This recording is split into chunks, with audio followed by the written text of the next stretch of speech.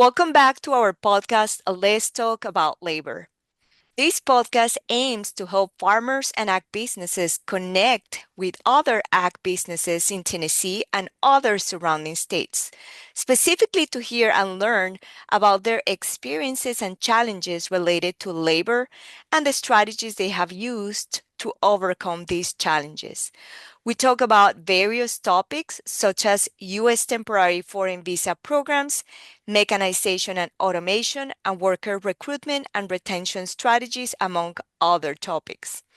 Different agencies and organizations have partnered with us to make this podcast possible, including the Southern Risk Management Education Center, Gap Connections, the U.S. Department of Agriculture SCRI program, and the Tennessee Department of Labor and Workforce Development. My name is Margarita Velandia, and I'm a professor in the Department of Agricultural and Resource Economics at the University of Tennessee. Amy? My name is Amy Fulcher. I'm a professor in the Department of Plant Sciences at the University of Tennessee. And Anthony? I'm Anthony LeBude. I'm Associate Professor and Nursery Extension Specialist at NC State University. All right, so we'd like to introduce our guest for today's episode, Bill Jones, President of Carolina Native Nursery in Burnsville, North Carolina. Welcome, Bill, and thank you for taking the time to talk with us today. Thank you so much for including me. I look forward to our discussion. Excellent. Thanks, Bill, for joining today. I think I've known you for possibly 20 years, but tell our listeners a little bit about your nursery, how long you've been in business, the number of employees you might have, and then if they might be domestic, H-2A, or migrant workers, some of the crops you raise, and your niche that you have, Sure. and you may sell your plants. Okay. We've been in business 23 years. We're in Yancey County, which is in western North Carolina. Our specialty is native plants, and we'll talk a little bit more about that later. We're relative to lots of people in our industry. We're a fairly small firm. Right now, we're in the midst of sort of rehiring because we, like lots of people in Western North Carolina, sort of suffered from the hurricane that we had that blew through here last September. But currently, we have 9 full-time employees. All of them are, I guess you would say domestic, and then we have 10 seasonal employees. That we bring on in 1st of February for our potting season, and we're pretty much finished with that. But we still have 4 of them that come in 3 days a week to help with maintaining our crops. So earlier I mentioned we grow native plants, roughly 230 species, perennials, ferns, grasses, and shrubs. 1 gallon perennials, ferns, and grasses, 3-gallon shrubs. Included in that is native azaleas, indigenous to the eastern U.S. We grow 13 species. As far as we know, we're the largest grower of native azaleas in the country. Our markets, we're pretty diverse there. Just because of consumer demand, we were sort of forced to open up a retail plant shop at the front of our nursery. One of the advantages of the internet, and disadvantages too, is people can find you, and we got in business, people would just show up wanting to buy native plants because, of course, they were having a very difficult time finding them in garden centers. So after a while, we responded and opened up a store here where we only sell the stuff that we grow. Besides that, we service independent garden centers, IGCs, in Western North Carolina, Eastern Tennessee, and upstate South Carolina, and various IGCs going north all the way to Maine. We also service landscape design firms, landscape architectures, and some re-wholesalers. Again, we have a pretty big footprint there.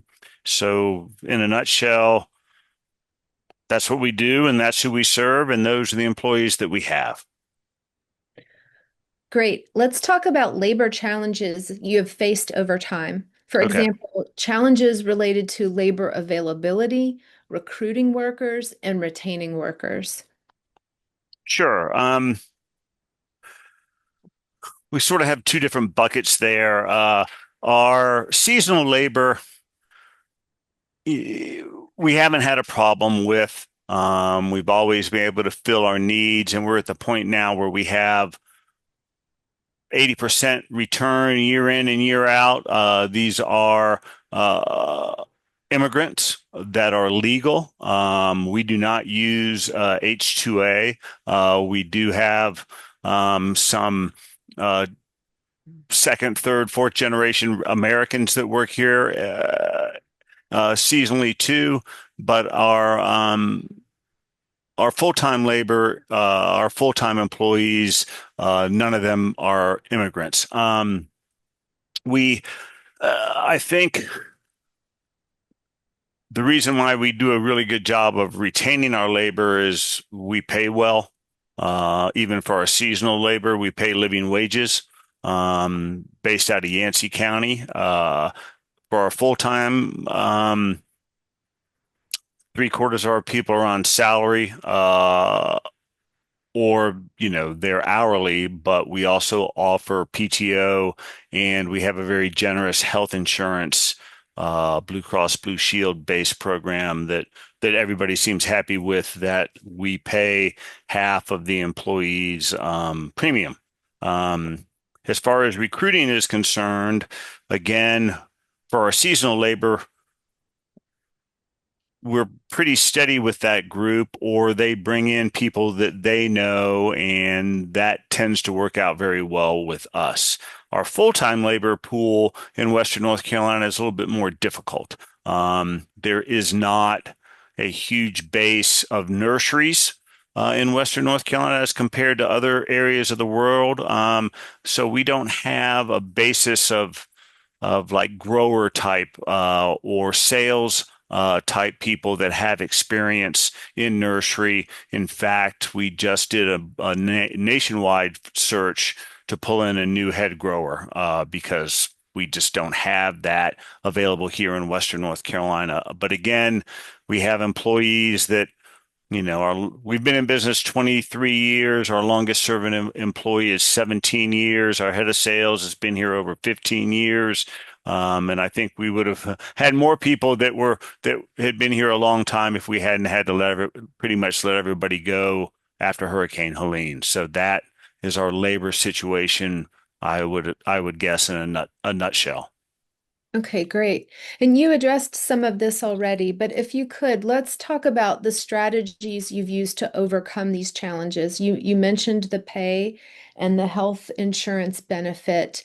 Are there other strategies that you can list and explain to us?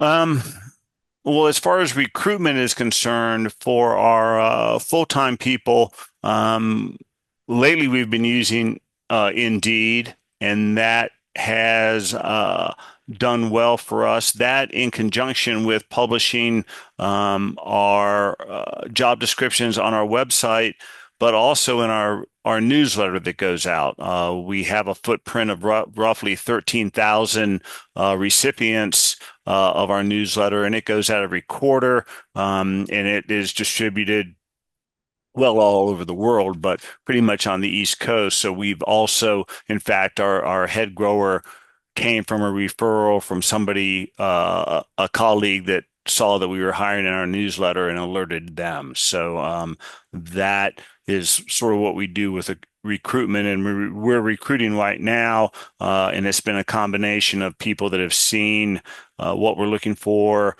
on our website, as well as what we've published in Indeed. So that hopefully that's going to work out well for us this week. I think one of the main reasons why we have such good luck in employee retention is that uh, we grow superior IGC quality native plants. And because of that, our client base, both retail and commercial, is extremely loyal.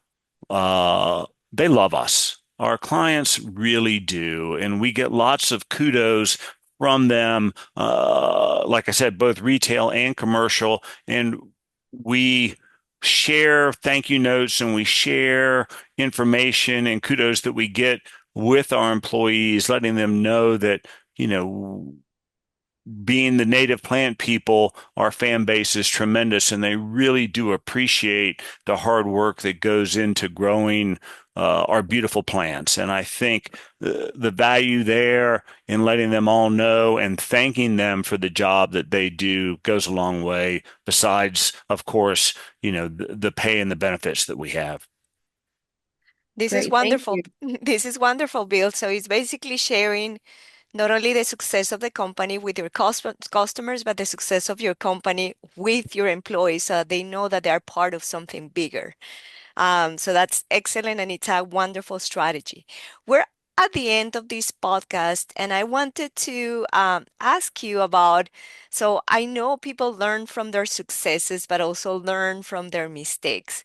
So can you share with us an experience of success or failure that you have experienced while trying to address your labor challenges in your operation that you think will be useful for other nursery operations to hear? You know, that one's a hard one because of course, nobody likes to admit their failures. I think what we have learned, a couple things especially with our seasonal employees, since they're not going to be around long, we we make firing decisions very quickly. If they are not if they're not able to keep up or they're making some of the other staff unhappy with their actions or their work rate, we let them go within a day, sometimes within a day. With the long-term employees, of course, it's more of a challenge, but we we work hard in the first couple weeks as we onboard full-time employees to let them work with the rest of the staff, sometimes not even in the jobs that they're going to do, but try to get them to have a great understanding of what everybody's position is here. Because being a small company, sometimes we'll have to pitch in to help each other out, but we do want everyone to have a sense of how important all the jobs are, and let them know that they're important part of the team. I mean, we've had some failures too, but it's really difficult in hiring people, knowing what they're going to be like until they're actually on the job. So, you know, I don't have any sage wisdom there.